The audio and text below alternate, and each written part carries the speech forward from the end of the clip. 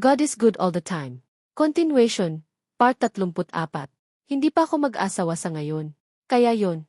So continue si Mick sa life niya and keep moving on. He has an easy life. Kasi he works on his own, he has his own business in the building trade, and his brother is a spray painter, he paint cars with high quality, and they combine their business together, and help each other kung saan mayroon work, para they finish it quickly.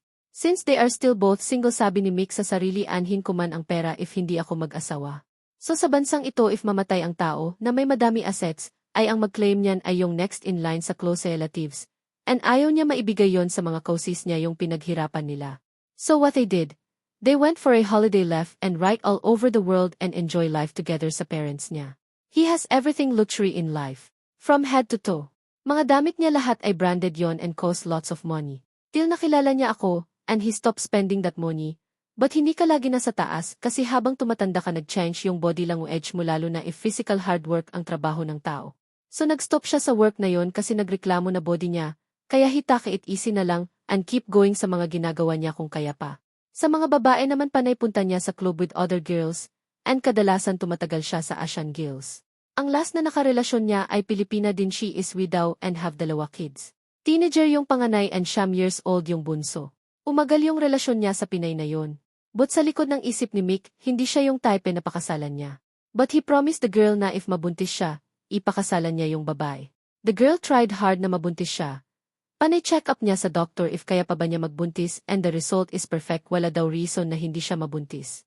Then 2 years gone wala nangyari, hindi nabuntis ang babae. But keep going si Mick to meet the right one. Until nagtagpo landas namin. Till sa pagiging regular na pagpunta ni Mick sa club, madami niya nakilala na babae, iba't ibang culture. And they all liked him kasi sa pangdamit pa.